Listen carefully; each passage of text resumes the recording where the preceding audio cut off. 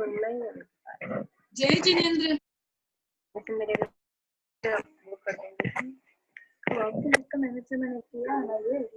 जय जिनेंद्र, आप सुन रहे हैं मुझे? हाँ, आपकी आवाज आ रही है। आपकी आवाज आ रही है। आवाज आ रही है, आप स्टार्ट कीजिए। हाँ, और आप जानवी को अनम्यूट कर देंगे। हाँ, मेरी आवाज आ रही है ना भाई?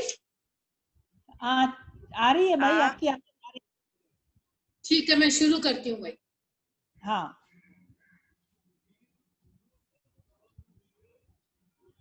परम आराध्य गुरुदेव के वंदना। आदरणीय सुशील जी भाई साहब एवं धर्मानुरागी सभी बहनों भाइयों से सभी से सादर जय जिनेंद्र। हम कर्म प्रकृति के बारे में कुछ सीखने का प्रयास कर रहे थे। आज नामकर्म के बारे में जानने की कोशिश करेंगे। संसार बाद में वो उसी टिकट पे आ गया, मतलब तो उसके बाद एक टिकट थी उस पे आया, तो वो बोल रहे कि मैं जर्मनी ले रहा और मेरा हाउस दबा, इसके पास पैसे नहीं है तो अब ये नहीं कर सकता, जर्मनी नहीं दे सकता तू वापस। के उदय से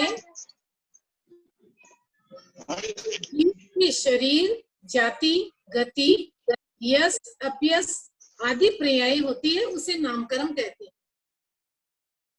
वैसे संक्षेप में नामकर्म के दो भेद हैं, शुभ नामकर्म और अशुभ नामकर्म। लेकिन अगर हम विस्तार से जानना चाहें तो नामकर्म की 45 प्रकृतियों की चर्चा यहाँ होती है। इसके साथ साथ कहीं कहीं 67, 93 और 103 प्रकृतियों के बारे में भी उल्लेख मिलता है। जो 42 प्रकृतियां हैं वो मुख्य प्रकृतियां और उनके भेद और करने के कारण प्रकृतियों का विस्तार हो जाता है। मूल प्रकृतियां 42 हैं, जिनमें हमें ये 4 जो मूल प्रकृतियों के बारे में बताया गया है और उनके भेद बताए गए हैं। पहला है पिंड प्रकृति, 14 प्रकार की है। प्रत्येक प्रकृति जो कि 8 प्रकार की है। त्रस दशक जो कि 10 प्रकार के हैं और स्थावर दशक जो कि 10 प्रकार के हैं। पहले हम इनके नाम से समझ लें, जानने की कोशिश करें। पिंड प्रकृति का मतलब होता है जिस एक ही प्रकृति में कई प्रकृतियां हो सकती है, उसे पिंड प्रकृति कहते हैं। जैसे कि जाति नाम। अब जाति नाम की 4 प्रकृतियां हो सकती है, नरक, त्रियंच, एकेंद्रिय, द्विंद्रिय, त्रियेंद्रिय, चतुरेंद्रिय, पंचेंद्रिय। ये 5 प्रकृतियां जाति नामकरण में हो सकती है, तो इसे पिंड प्रकृति कहा गया। जबकि प्रत्येक प्रकृति का मतलब होता है जिसमें उसके भेद नहीं होते, वह एक ही रहती है। जैसे ए गुरु लघु प्रकृति, यानी न ही तो अधिक वजन भारी होता है और न ही हल्का हो, उस प्रकृति का नाम है ए गुरु लघु प्रकृति। उसके कोई भेद नहीं होते। त्रस दशक और स्थावर दशक, जैसे कि कई बार हम देखते हैं लोगस की पार्टी पढ़ते हैं, उसका पहला शब्द लोगस है और उसी के आधार पर उस पूरी पार्टी का नाम लोगस रख दिया गया। हम वक्तामर पढ़ते हैं और पहला शब्द जो वक्तामर आता है उसी के आधार पर पूरे स्त्रोत का नाम रख दिया गया। वैसे ही त्रस दशक और स्थावर दशक में जो पहली प्रकृति है, त्रस दशक में त्रस नामकरण की और स्थावर दशक में स्थावर नामकरण की प्रकृति का पहला नाम है। इसीलिए इन प्रकृतियों का वर्णन त्रस दशक और स्थावर दशक नाम के साथ किया गया। अब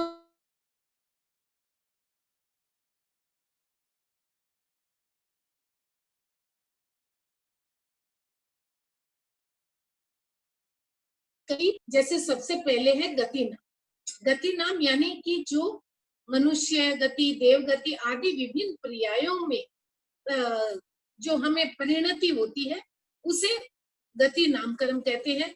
इसके 4 भेद हैं, नरक, त्रियंच, मनुष्य और देव। ये उसकी उप प्रकृतियां हो गई। दूसरा है जाति नाम, जो कर्म, शरीर, प्राप्ति यानी कि जाति की कोटि का नियामक होता है। जाति की कोटि बनाता है उसे जाति नामकरण कहते हैं। और उसके 5 उप प्रकृतियां हो जाती है, एकेंद्रिय, द्विंद्रिय, त्रिएंद्रिय, चतुरेंद्रिय और पंचेंद्रिय। शरीर नामकरण, शरीर यानी जो कर्म शरीर प्राप्ति का हेतु बनता है। शरीर 5 है, औदारिक, विक्रिय, आहारक, तेजस और कारण। ये पांचों ही नाम से शरीर नाम की 5 उप प्रकृतियां बन जाती है। उसके बाद है अंगोपांग नाम। शरीर के ही अंगोपांग होते हैं, लेकिन अंगोपांग कौन से शरीर के होते हैं? औदारिक के हो सकते हैं, विक्रिय के हो सकते हैं और आहारक के हो सकते हैं। तो इसकी 3 उप प्रकृतियां बन जाएगी, औदारिक, विक्रिय और आहारक। तेजस और कार्मण के अंगोपांग नहीं होते। जिस शरीर के अंदर औदारिक, विक्रिय या आहारक शरीर में तेजस और कार्मण होता है, वे उसी शरीर के अनुकूल बन जाते हैं, इसीलिए उनके अलग से अंगोपांग का उल्लेख नहीं आता। शरीर बंध नामकरण, शरीर बंध नामकरण अर्थात यह जो हमारे पूर्व ग्रहित कर्म है वो और वर्तमान में जो ग्रहण किए गए कर्म है, कर्म पुतल है, उनका परस्पर संबंध बनाने में हेतुभूत बनता है, उसे शरीर बंध नामकरण कहते हैं। और इसकी भी 5 उप प्रकृतियां बन जाती है, औदारिक, विक्रिय, आहारक, तेजस और कार्मण। शरीर संघात नामकरण, शरीर संघात का मतलब होता है, संघात का अर्थ यहाँ हम समझे, संघात का मतलब है इकट्ठा करना, बिखरी हुई चीज को इकट्ठा कर लेना। जैसे यहाँ उदाहरण भी बताया गया कि हम झाड़ू के तिनके होते हैं, जबकि बिखरे हुए तिनकों को तिनका कहते हैं। झाड़ू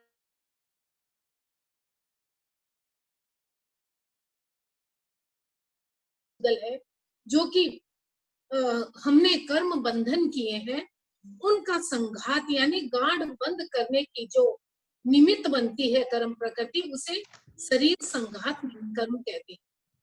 औदारिक, विक्रिय, आहारक, तेजस और कार्मण, इन्हीं 5 नामों से इसकी 5 उप प्रकृतियां भी बन जाती है। फिर है संघनन नामकरण।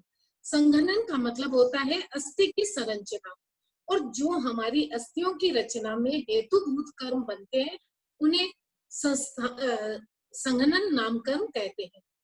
संघनन नामकरण की 6 उप प्रकृतियां हैं। हमारे शरीर की अस्थियां जो अलग अलग होती है, उनकी मजबूती, उनका दृढ़ता अलग अलग होती है, उसी के आधार पर इसके 6 भेद किए गए हैं। सबसे पहला है व्रज, ऋषभ, नारांज, दूसरा ऋषभ नारांज, तीसरा नारांज, चौथा है अर्ध नारांज, पांचवा है किलिका और छठा है सेवा।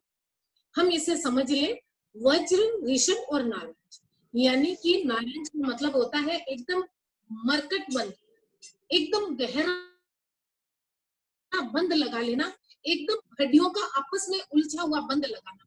उसके ऊपर ऋषभ, ऋषभ यानी हड्डियों से ही उसको परिवेष्टित करते हैं, एक वज्र कील के द्वारा उसे ठोक दिया जाता है, उसका नाम है वज्र, ऋषभ, नाराज, यानी हड्डियों का मरकट बंद और उसके ऊपर हड्डियों से परिवेष्टित किया हुआ, और उसके ऊपर भी एक वज्र लगाया हुआ, कील का ही वज्र लगाया, बहुत ही मजबूत संरचना जिसे हम कह सकते हैं, के कारण इस प्रकार हड्डियों की संरचना बनती है। फिर है संस्थान नामकरण। संस्थान नामकरण का मतलब होता है आकृति, हमारे शरीर की रचना, और इसका जो हेतुभूत कर्म पुतल है उसे संस्थान नामकरण कहते हैं। यह भी 6 प्रकार का है,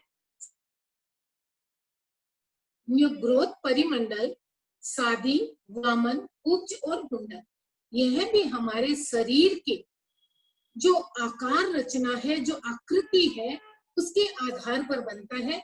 समचतुरस्र संस्थान बहुत ही सुंदर होता है, और अगर कोई पर्यंकासन में बैठा हो तो उसके यहाँ से भुजाओं से लेकर अपने घुटने तक के जितने भी चारों घुटनों यहाँ जितना भी भाग है वह एक ही आकार में, एक ही समान नाप में होता है।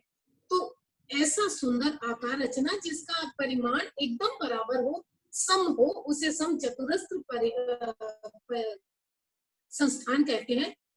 ग्रोथ परिमंडल जिसमें ऊपर का आकार ठीक होता है, लेकिन वर्ण की तरह ऊपर का आकार थोड़ा बड़ा होता है, नीचे का आकार छोटा होता है, उसे ग्रोथ परिमंडल कहते हैं।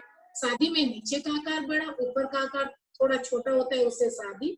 वामन यानी थोड़ा वामन जिसे हम मोना कहते हैं, उस आकार का। कुब्ज यानी जिसके कुब्ज निकली हुई हो, अंगों के आकार प्रकार में कुछ भिन्नता हो।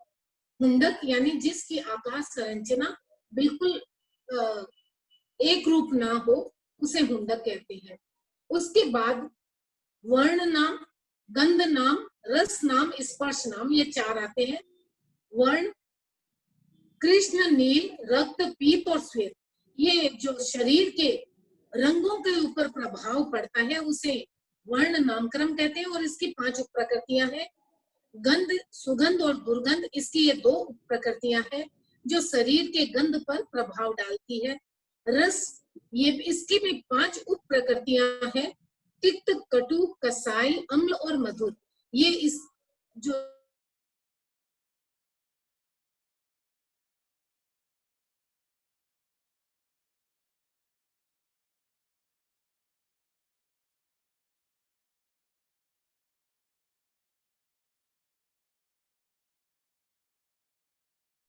इनके 8 प्रकार हैं। शीत, उष्ण, स्निग्ध, रुक्ष, लघु। जीव के जो आत्म प्रदेश हैं वे हमेशा आकाश मार्ग से ही जाएंगे। तो जिस श्रेणी का वे आकाश मार्ग में अनुसरण करते हैं, आकाश मार्ग में अवगाहन करते हैं, गमन करते हैं, उसका हेतुभूत जो कर्म होता है उसे अनुपूर्वी नाम कर्म कहते हैं। उसके 4 उप प्रकृतियां होती है। नरकानुपूर्वी, त्रियंचानुपूर्वी, मनुष्यानुपूर्वी और देवानुपूर्वी, ये 4 इसकी उप प्रकृतियां। फिर है विहायो गति नाम कर्म।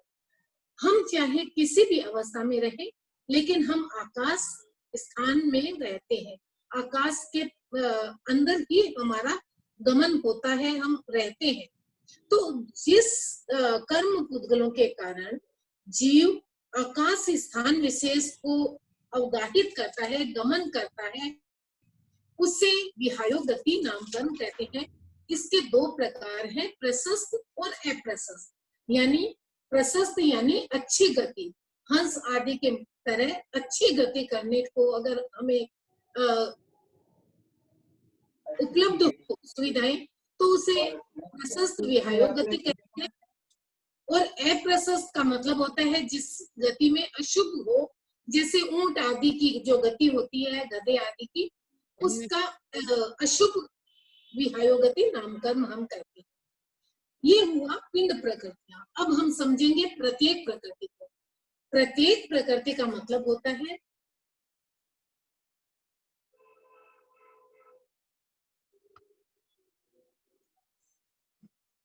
प्रत्येक प्रकृति यानी जिस प्रकृति का कोई भेद नहीं होता, जो स्वयं में एक ही होती है, उस प्रकृति को हम प्रत्येक प्रकृति कहते हैं। और वे 8 प्रकार की है। पहला है अगुरु लघु नाम, यानी कि जिसके अंदर जिस कर्म प्रकृति के उदय से जीव न तो अधिक हल्का होता और न ही अधिक भारी होता, उस प्रकृति का नाम कर्म है अगुरु लघु नाम कर्म। उपघात नाम कर्म, यानी जिसके उदय से जीव अधिक या विकृत अंगोपंग का रचना नहीं कर, अंगोपंग हो जाते हैं, जीव दुख पाता है, अपने जो अधिक अंग बन जाते हैं उनके कारण, यह होता है उपघात नाम कर्म की प्रकृति के कारण। तीसरा है पराघात नाम कर्म। पराघात का मतलब होता है कि जिस कर्म प्रकृति के उदय से जीव विजय को प्राप्त करता है, जीव अपने शत्रु से जीत सकता है, उसे कहते हैं पराघात नाम कर्म। उसके बाद है उच्छ्वास नाम कर्म।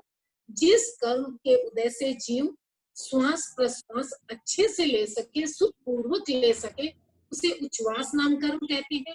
आतप नाम कर्म, यानी कि जिस कर्म के उदय से जीव स्वयं तो शीतल होता है, लेकिन उसका जो प्रभा है वह बहुत गर्म होती है, उसे कहते हैं आतप नाम कर्म।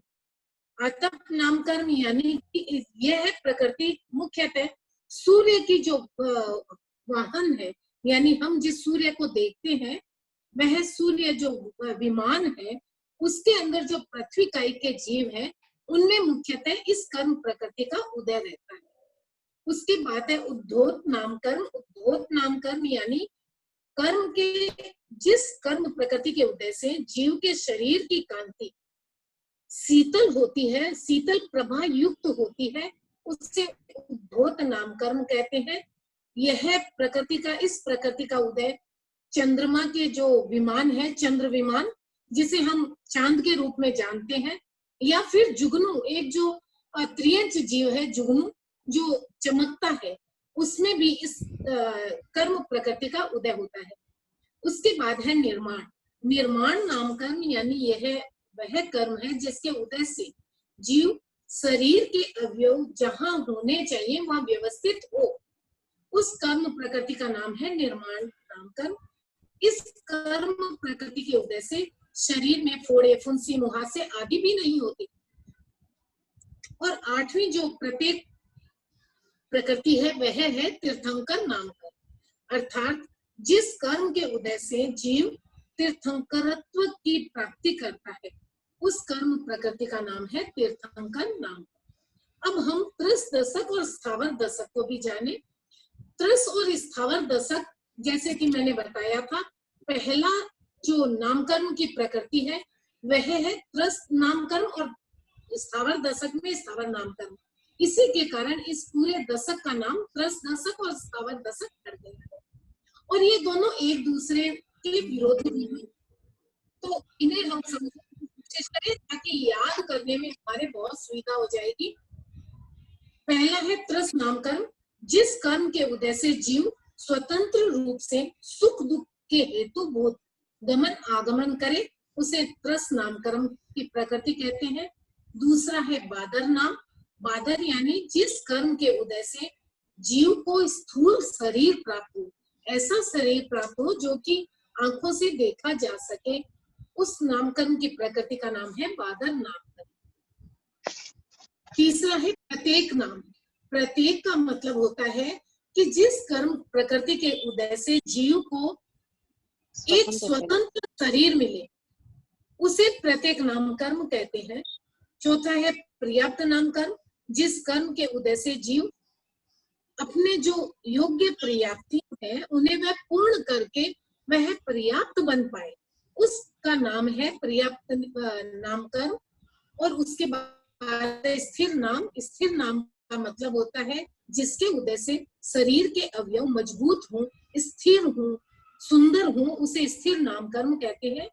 शुभ नामकर्म यानी जिसके उदय से, जिस प्रकृति के उदय से शरीर सुंदर हो, लावण्य युक्त हो, प्रभावान हो, बहुत ही देखने में जो अच्छा लगे, ऐसे शरीर की जो उपलब्धि का हेतु बने, वो नामकरण है शुभ नामकरण। उसके बाद है शुभंग नाम, यानी कि जिस कर्म प्रकृति के उदय से जीव का जीव सभी को प्रिय लगता है, सभी को अच्छा लगता है, जिसे देखकर हमें ऐसे मन में खुशी होती है कि इससे देखते रहे, इससे मिलते रहे, ऐसी जो अनुभूति करवाता है वह कर्म है शुभंग नामकर्म। और उसके बाद है सुस्वर नामकर्म, यानी जिस कर्म के उदय से जीव को बहुत अच्छा स्वर मिले, मधुर स्वर मिले, ऐसा स्वर मिले कि जिसे सुनने के लिए लोग लालायित रहे कि ये बोले और हम सुने, ऐसा स्वर उसे मिलता है, ऐसी आवाज उसे मिलती है, वह कर्म प्रकृति है सुस्वर नामकर्म। उसके बाद है आदेय नाम, यानी वह कर्म प्रकृति जिसके उदय से जीव का वचन आदेय प्रमाणित होता है।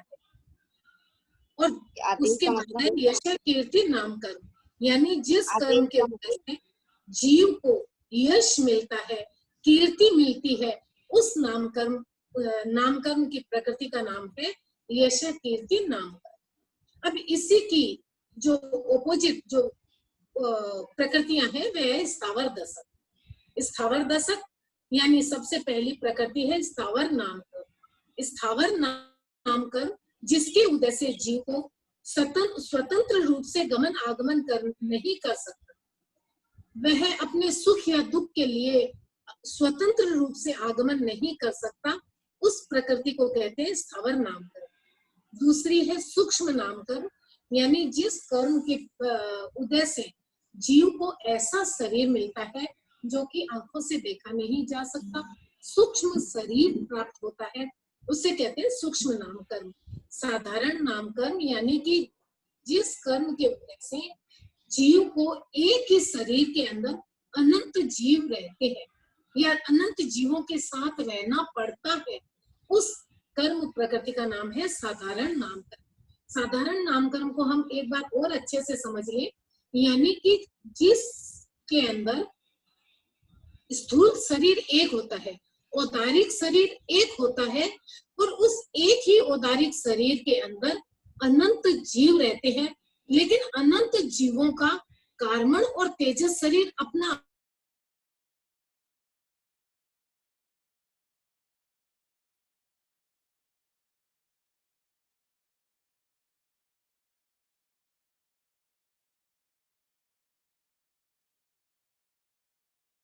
उनके उदय से जीव अपर्याप्त अवस्था ही प्राप्त कर सकता है, यानी अपर्याप्त अवस्था में ही जिसे मृत्यु प्राप्त हो जाती है, वह पूर्ण पर्याप्त नहीं हो पाता, उस प्रकृति का नाम है अपर्याप्त नामकर्म। उसके बाद है अस्थिर नामकर्म, यानी जिस कर्म प्रकृति के उदय से जीव के अवयव कमजोर हो, ढीले हो, अस्थिर हो,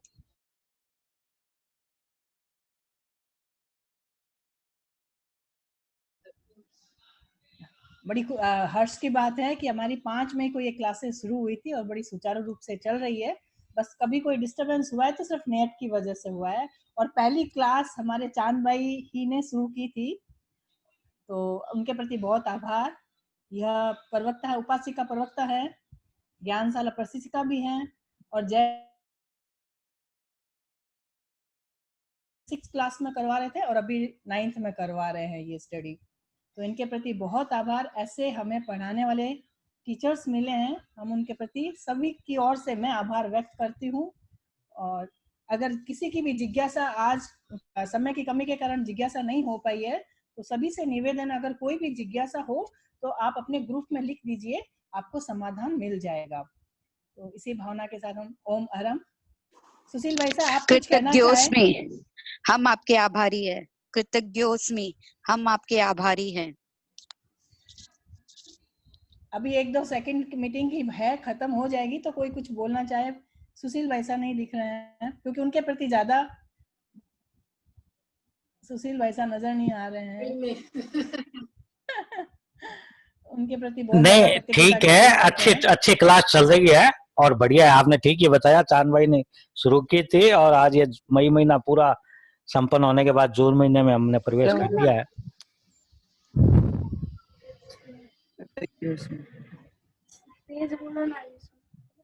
हो गया।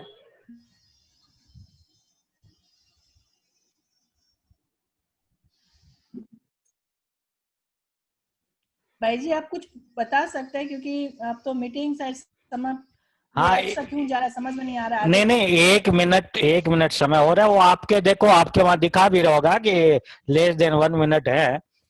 तो आज नामकरण पर मैं क्लास सुन रहा था, बहुत ही सुंदर क्लास है। माने उद्योत, प्राघात,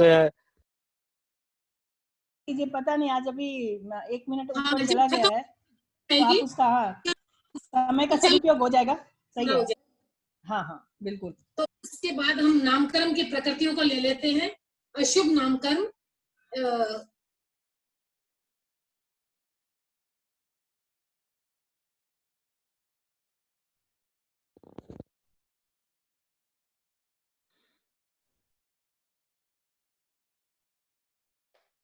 उसके बाद है दुर्भग।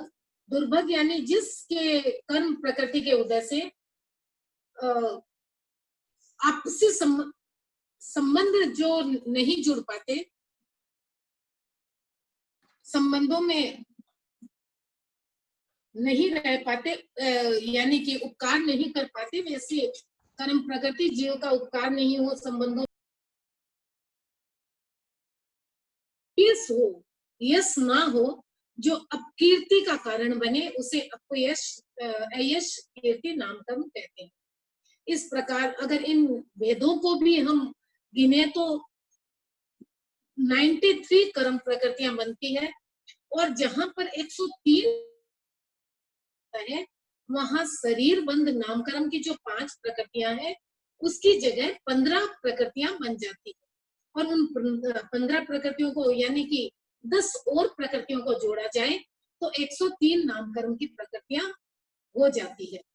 अब हम ये जानेंगे कि नामकरण बंध के हेतु क्या है। नामकरण बंध 2 प्रकार का जैसे पहले बताया था, शुभ नामकरण और अशुभ नामकरण। शुभ नामकरण के बंध के हेतु 4 हैं: काय ऋजुता, भाव ऋजुता, भाषा ऋजुता और अविसंवादन योग। यानी कि सरलता होना, काया की सरलता, भावों में सरलता, भाषा की सरलता और कथनी करनी में समानता, यह शुभ नामकरण की प्रकृति के बंध के कारण है। और अशुभ नामकरण की प्रकृति के बंध के कारण है काय वक्रता, भाव वक्रता, भाषा वक्रता और कथनी करनी में असमानता यानी विसंवादन योग। अब नामकरण की स्थिति क्या है वो हम जाने। नामकरण के बंध की जो स्थिति है वह जघन्य है 8 गुण और उत्कृष्ट है 20 करोड़ा करोड़ सागर की। यानी कि उत्कृष्ट 20 करोड़ा करोड़ सागर तक नामकरण के प्रकृति का बंध हो सकता है। नामकरण का अबाधा काल जघन्य अंतर्मूल और उत्कृष्ट 2000 वर्ष का होता है। नामकरण के लक्षण और कार्य क्या है? नामकरण की जो प्रकृति है वह चित्रकार के समान है। जैसे चित्रकार अपनी कल्पना से नए नए अलग अलग चित्रों का निर्माण करता है, उसी प्रकार नामकरण शरीर, संस्थान, संघनन, वर्ण, गंध, रस आदि आदि विभिन्न रूपों में जीव का निर्माण करती है। तो इसी प्रकार नामकरण जो है वह चित्रकार के समान बताया गया है।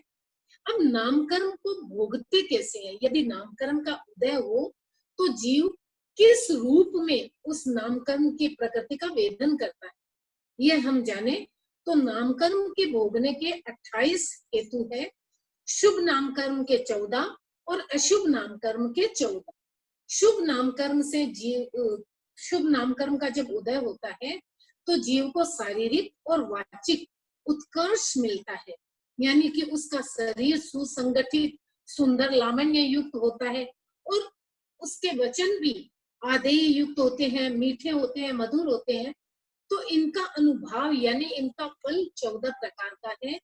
इष्ट शब्द, इष्ट रूप, इष्ट गंध, इष्ट रस, इष्ट स्पर्श, इष्ट गति, इष्ट स्थिति, इष्ट लावण्य, इष्ट यश कीर्ति, इष्ट उत्थान, कर्म, बल, वीर्य, पुरुषाकार, पराक्रम और इष्ट स्वरता, कांत स्वरता, प्रिय स्वरता और मनोज्ञ स्वरता। यानी कि अच्छे शब्द, अच्छा रूप, अच्छे गंध, ऐसी जो इष्ट हो, जो सबको अच्छी लगने वाली हो, ऐसी जो हमें उपलब्धि होती है वह शुभ नामकरण के कारण होती है।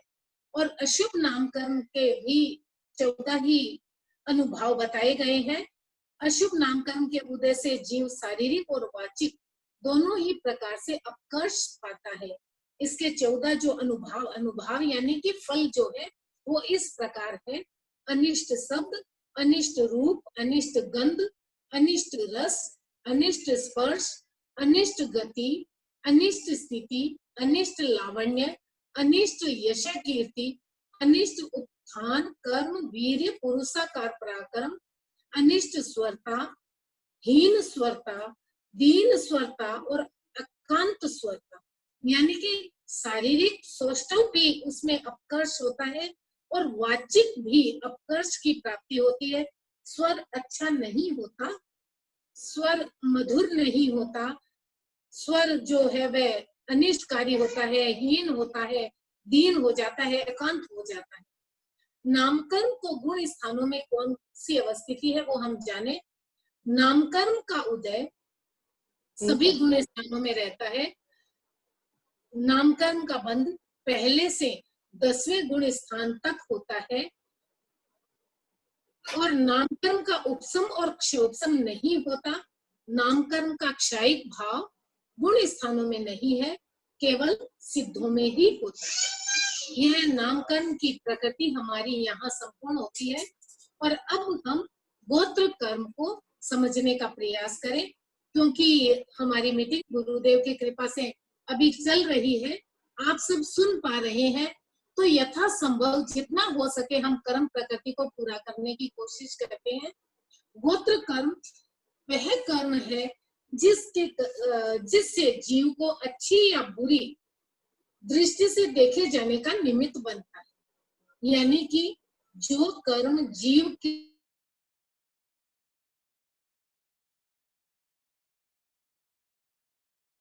गोत्र अथवा नीच गोत्र का कारण बने, उसे गोत्र कर्म कहते हैं। उच्च गोत्र कर्म पुण्य रूप होता है, नीच गोत्र कर्म पाप रूप होता है।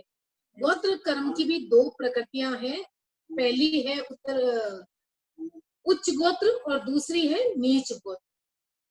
गोत्र कर्म के बंध के 8 हेतु बताए गए। वे 8 हेतु है जाति, कुल, बल, रूप, तप, श्रुत, लाभ, ऐश्वर्य। यानी कि जाति, कुल, बल, रूप, तप, श्रुत, लाभ और ऐश्वर्य, इनके अंदर अगर कोई जीव अहंकार ना करे, मद ना करे इनका, तो वह उच्च गोत्र का बंधन करता है। और इन 8 में अगर वह मद करता है, अहंकार करता है, तो वह नीच गोत्र का बंध करता है। इस प्रकार गोत्र कर्म की 8 शुभ गोत्र की और 8 ही अशुभ गोत्र कर्म बंधन की कुल मिलाकर 16 हेतु बन जाते हैं। गोत्र कर्म की स्थिति जगन्य 8 मूर्त और उत्कृष्ट 20 करोड़ा करोड़ सागर की है। और उसका आबादा काल भी जगन्य अंतर्मूर्त और उत्कृष्ट 2000 वर्ष। गोत्र कर्म के लक्षण और कार्य। गोत्र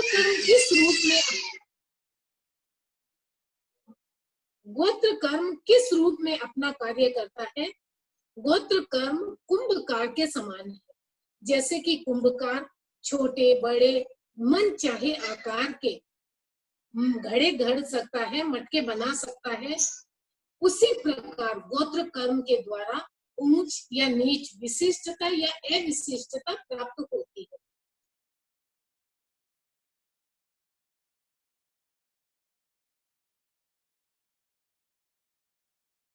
आठ और नीच गोत्र के भी 8, इस प्रकार 16 हेतु बन जाते हैं।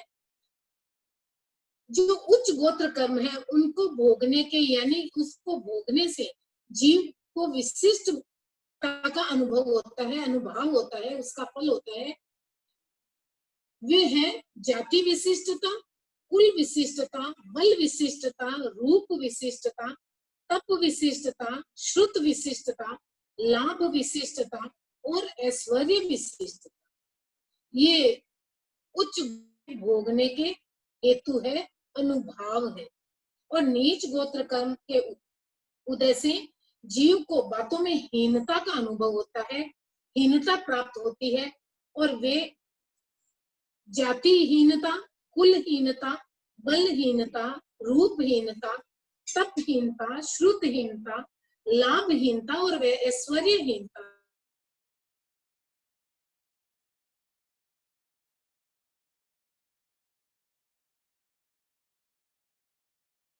कर्म का उदय सभी गुण स्थानों में रहता है। यानी पहले से लेकर 14वें गुण स्थान तक गोत्र कर्म का उदय रहता है। गोत्र कर्म का बंधन पहले गुण स्थान से लेकर 10वें गुण स्थान तक होता है। गोत्र कर्म का उपसम और क्षयोपसम नहीं होता। नामकर्म और गोत्र कर्म, इनका उपसम और क्षयोपसम इसलिए नहीं होता क्योंकि उपसम तो मात्र एक मौन्य कर्म का होता है और क्षयोपसम घाती कर्मों का होता है। ज्ञानावर्णीय, दर्शनावर्णीय, मोहनीय और अंतर, इन घाती कर्मों का ही क्षयोपसम होता है।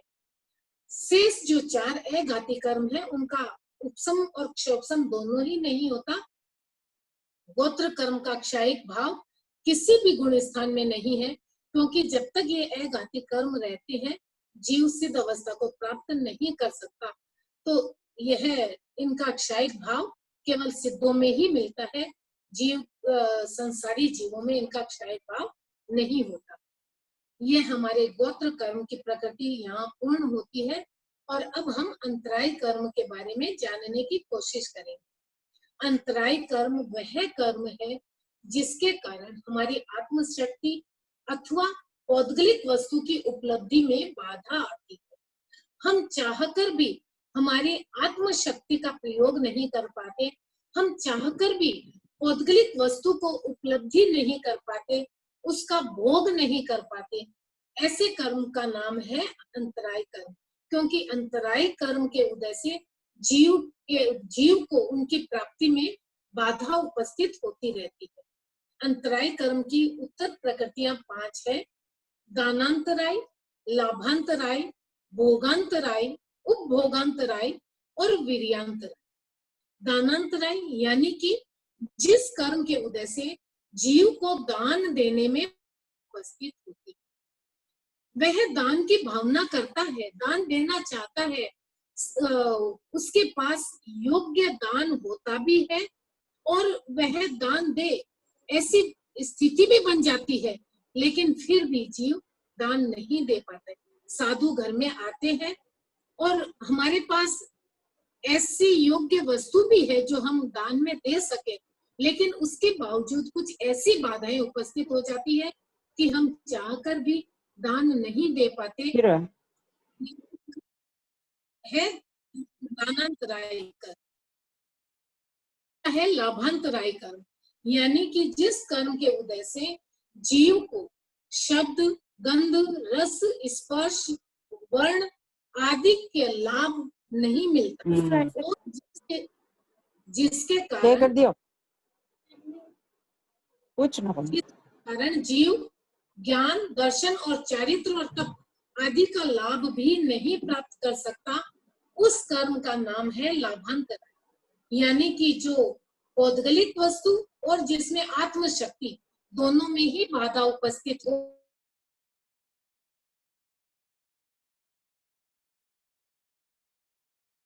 है भोगांतराय।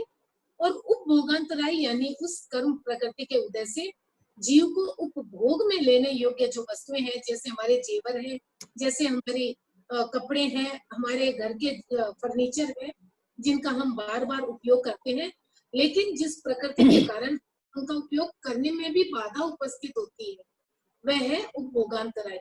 जैसे कि कोई आदमी बीमार हो गया तो उसे खाने की मनाही हो जाती है, तो हम कह सकते हैं कि उसके भोगांतराय कर्म का उदय हुआ।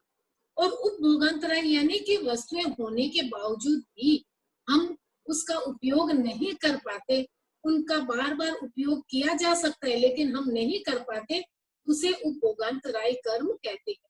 वीर्यांतराय कर्म यानी जिस कर्म प्रकृति के उदय से जीव के सत्ता रूप शारीरिक और आत्मिक शक्ति का प्रगति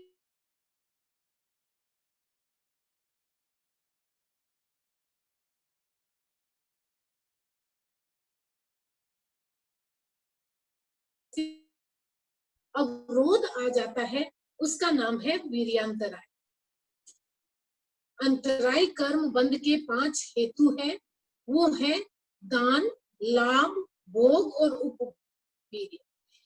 यानी कि जीव का इन सब कारणों से दान, लाभ, भोग, उपभोग और वीर्य, इन सब में जाने अनजाने कारण या अथवा बिना कारण विघ्न डालने से अंतराय कर्म का बंधन होता है। यानी किसी जीव को दान देने में हमने अंतराय डाली हो, लाभ देने में अंतराय डाला हो, भोग की अथवा उपभोग की वस्तु में अंतराय डाला हो, तो उससे यह इन कर्म प्रकृतियों का बंधन होता है। अंतराय कर्म की स्थिति अंतराय कर्म जघन्य अंतर्मूर्त और उत्कृष्ट 30 करोड़ सागर का होता है। अंतराय कर्म का बाधा काल जघन्य अंतर्मूर्त और उत्कृष्ट 3 रहता है। अंतराय कर्म के लक्षण और कार्य। अंतराय कर्म कोषाध्यक्ष के समान है। कोषाध्यक्ष का क्या काम होता है? अधिकारी अगर रुपए दे भी दे, हमें कह देते हैं कि इतने रुपए आपको मिलने वाले, लेकिन क्या रुपए हमें मिलते हैं? नहीं मिलते। क्यों? क्योंकि जब तक कोषाध्यक्ष हमें रुपए नहीं देगा तब तक हमें रुपए उपलब्ध नहीं होंगे। वैसे ही जब तक हमारे पास सारी सामग्री है लेकिन हम उनका उपयोग नहीं कर सकते, भोग नहीं कर सकते, क्यों? क्योंकि अंतराय कर्म का बंधन है। जब तक अंतराय कर्म रहता है, जीव कोई भी वस्तु का उपयोग, परिभोग नहीं कर पाता।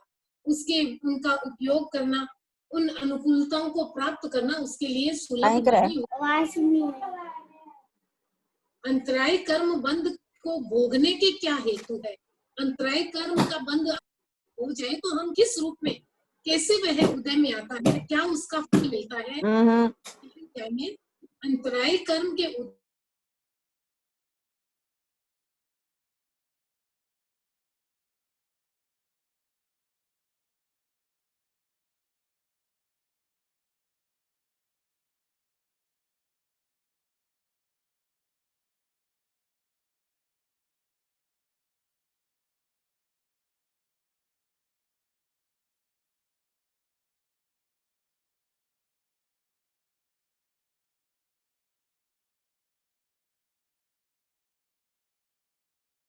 तक होता है, पर इसका बंध पहले से 10वें गुण स्थान तक होता है। इसका क्षोभ संभाव पहले से 12वें गुण स्थान तक रहता है। इसका क्षायिक भाव 13वें 14वें गुण स्थान में एवं सिद्धों में भी होता है। इसका उपसम नहीं होता क्योंकि उपसम मात्र एक मोहनीय कर्म का ही होता है। इस प्रकार कर्म प्रकृति को हमने जानने की कोशिश की, समझने की कोशिश की, और इसे समझाते जो भी बात मैंने कही है वो आगम सम्मत नहीं है अगर हुई हो, या मैंने कुछ ऐसा कह दिया हो जो आगम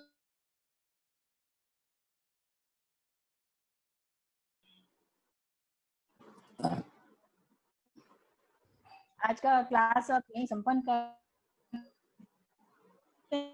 हैं। आज मैं 20 मिनट एक्स्ट्रा, चांद भाई आपकी भावना इतनी शुद्ध होती है पढ़ाते समय कि आपको एक्स्ट्रा 20 मिनट मिल गए, जो समय पहले गया वो पूर्ण हो गया। इसी के साथ मीटिंग का समापन करते हैं। गुरुदेव की कृपा से भाई। एक दो कोई प्रश्न आए हुए हैं। हाँ, वो दे दीजिए। आज प्रश्न का उत्तर दे सकते हैं, दे दीजिए। बंद हो गया। आप मेरे को होस्ट बना दीजिए राजश्री जी, और आप शुरू करिए। आप मेरे को होस्ट बना दीजिए। की उत्तीर्णा कैसे होती है? तो आयुष्य कर्म की उत्तीर्णा कभी नहीं होती। वैसे कर्म की उत्तीर्णा भाई जब कोई, हम ऐसा कहते हैं ना कि एक्सीडेंट हो गया, कोई घात हो गया, तो उस कर्म की उत्तीर्णा होती है।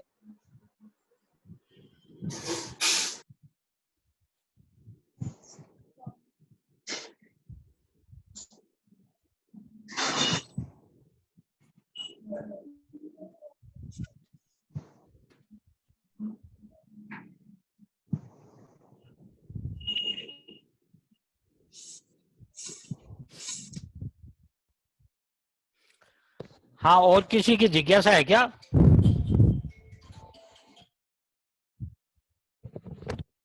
तो अभी तो हाँ, ठीक है। एक शायद लाभांत राय के बारे में एक जिज्ञासा आई हुई लग रही थी। अंतराय कर्म की एक प्रकृति लाभांत राय।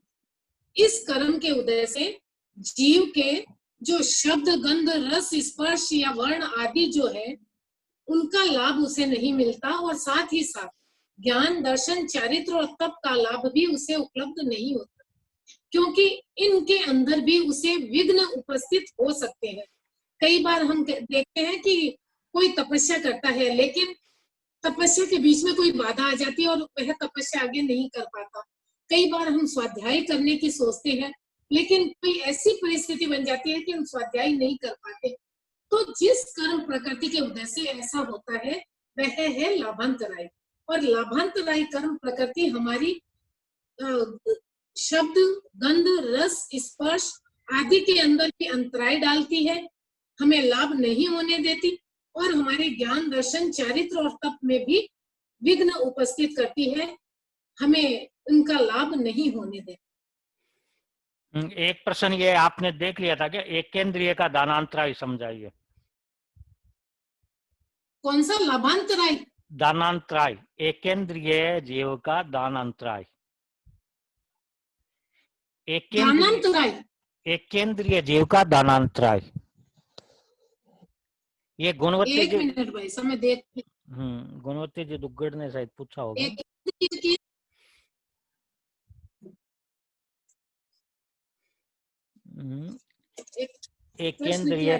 एकेंद्रिय के दान अंतराय को समझाइए।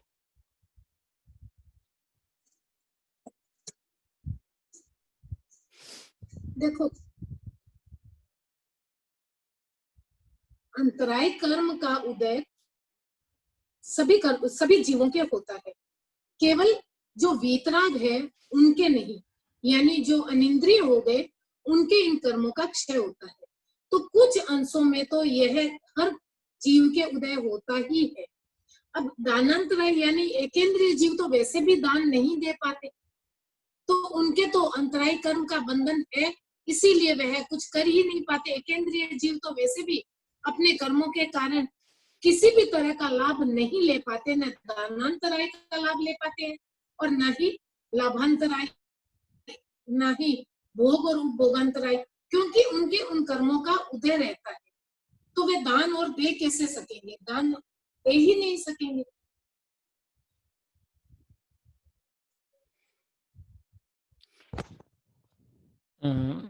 एक और किसका आया है? जय जिनेंद्र, ठीक है। अब किसी का प्रश्न है तो हाथ खड़ा कर जाइए। मंजू जी बूरड़, इन्होंने हाथ खड़ा किया, इनको मैं अनम्यूट कर देता हूँ। मंजू जी बूरड़ अपना प्रश्न पूछ ले।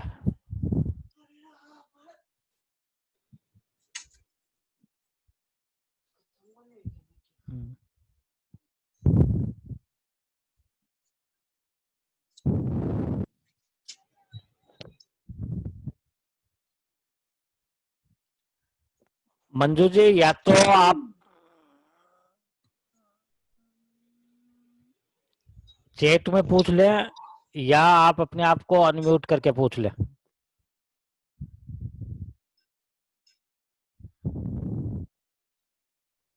हेलो, हाँ रेखा जी।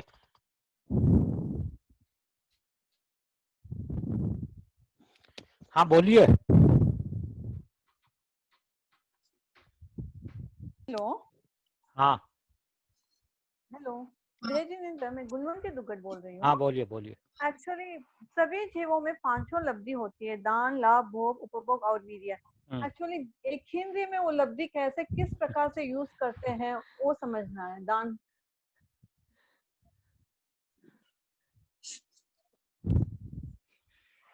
भाई कुछ अंशों में तो सभी जीवों में कुछ कर्मों का प्रयोगसम तो रहता ही है। हाँ हाँ, इसी रूप में हम जाने, क्योंकि इतना सूक्ष्म उनमें उसका उपयोग है कि जो दृष्टिगत नहीं हो सकता।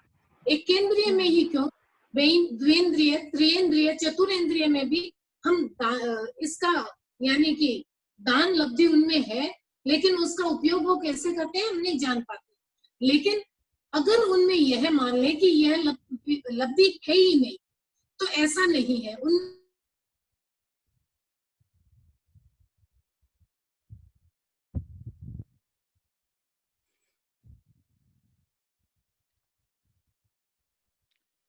मंजू जी बोरड़ अपना प्रश्न पूछ ले।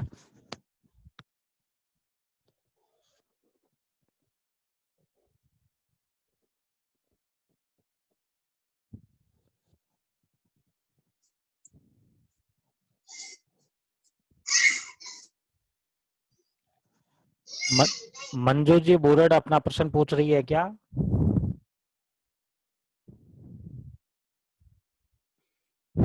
भाई साहब, जय जिनेंद्र भाई साहब। हाँ बोलिए बोलिए बोलिए। हाँ, अनुपूर्वी नाम और विहायोगति नाम एक जैसे लगते हैं, इनमें नहीं तो भाई, कुछ पता नहीं पड़ रहा है कि ये कौन। देखिए, अनुपूर्वी नामकर्म जो है वह विग्रह गति के अंदर होता है। विग्रह गति यानी कि एक जन्म स्थान से दूसरे जन्म स्थान पर जब जीव जाता है, तो एक जन्म स्थान से दूसरे जन्म यानी वो अंतराल गति जब कर रहा है, तो भी उसके जो प्रदेश है, आत्म प्रदेश है, वे आकाश प्रदेशों को ही पार करके जाएंगे।